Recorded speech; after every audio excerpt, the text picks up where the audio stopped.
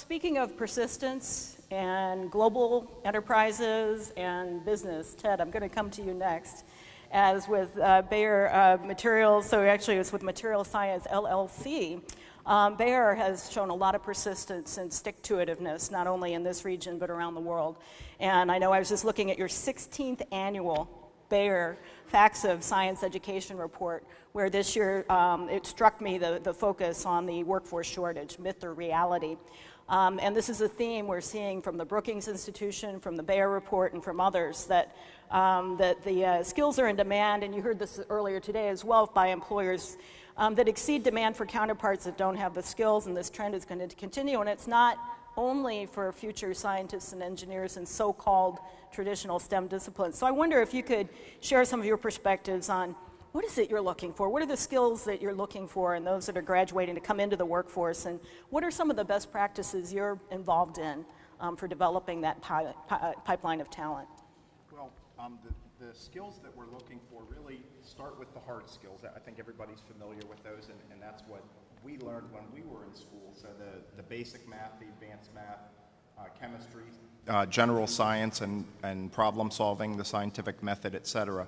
But what we're finding more and more is as the workforce changes and as our jobs change, that you need a broader variety of skills as well. So problem solving, creativity, communication ability, and teamwork, and especially active learning. A lot of things that we had to pick up on the job, but we didn't learn them in school, whether it was primary, secondary, or college education. So we're finding we need to depend on those skills more and more.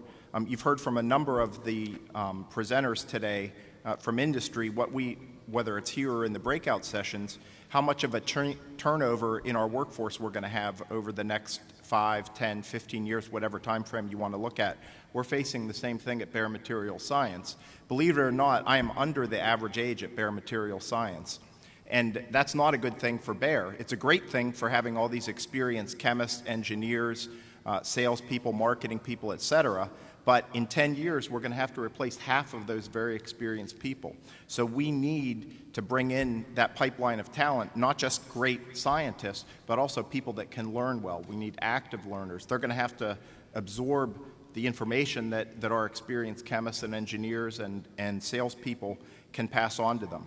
So, I mean, we're taking steps to try to find those people when we interview. We're using new methods when we search for employees, and when we do interviews, we're looking not just for hard skills, but those soft skills as well. And we're depending on the education pipeline to provide them.